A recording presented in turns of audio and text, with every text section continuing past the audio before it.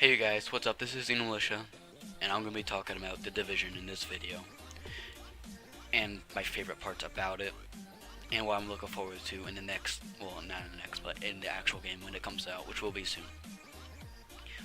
But let's get to the video. A couple of my favorite parts in The Division beta was it was mostly the Dark Zone, because the Dark Zone had quite a few good attributes. Oh, lol, I can't say that. But a couple of them were that you could just like hang out with other people, goof around, fuck around. Most of the bosses were fun, and you can get like awesome weapons. I got quite a few really good weapons from it, and items just like wearing stuff you can wear. And I thought it was cool how you had to shoot a flare up in the air just to call down one of the freaking chopper things to pick up your stuff. I thought that was cool. But in the Dark Zone, you have your own way of leveling up.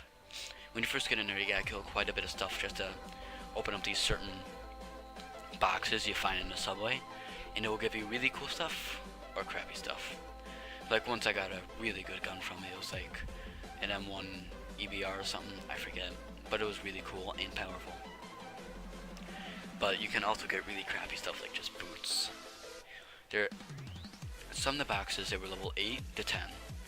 It took me a little while to get up to 8, but it was worth it, because I killed a lot of bosses, and I also went rogue and killed a lot of people with my brother.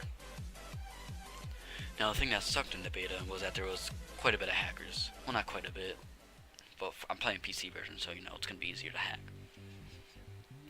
But I teamed up with a couple of guys who helped me with the boss fight, and my brother, and what we did is that we went rogue. Just decided, look, let's try this and see what it's like. And going rogue is when you kill people, and then you get like this thing on you that says you're a traitor, and other people try to kill you for XP and your loot. Now it will eventually go away, and if it goes away and people are still going after you, they will go rogue, and then therefore you could kill them. But I once went rogue accidentally once because my sentry turns just started randomly freaking shooting people. And I don't know why, it was balls. But it was balls. In the Dark Zone, you can get cool loot from these vendors. They're like black market. And there's some of these special black market vendors which will sell you really cool stuff, but they're really expensive. Like one was the Liberator, and it was like 11,000 dark points or whatever it was. And those are a little hard to get because you pick them off of dead bodies and bosses and all that. So I tried getting up to that. I didn't. Beta practically ended, so I decided, let's just buy this SMG. It's a pretty good SMG. Pretty good.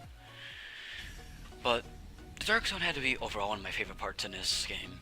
And when I do get the game, because I already did pre-order it, and I do get some pretty good pre-order items, well, I'm going to be playing the Dark Zone a lot probably, once I'm done with the campaign, of course. The campaign in this, there were only 2 missions, but they were pretty fun. And you can replay them. And like the hospital one, I replayed with my brother a couple of times, and played with a couple of other people. And the subway one, it had a pretty big boss, but we also did get some pretty good loot. And it was really, really fun. I loved this beta so much. I wish they added more, but it's a good thing they didn't, because it makes me want to play more. And it just drags you in. Now people who love Tom Clancy games like Splinter Cell and other crap like that, I really think you guys will like this game. Especially like other stuff like Rainbow Six. Because it is just like a Tom Clancy game, but it's third person, not first person, like Rainbow Six Siege. And honestly, I think it's one of the best so far, other than, a couple of Rainbow Six and Splinter Cell games in the past. Because, I love those games. But this is going to be a really enjoyable game when it comes out, and the graphics were freaking amazing.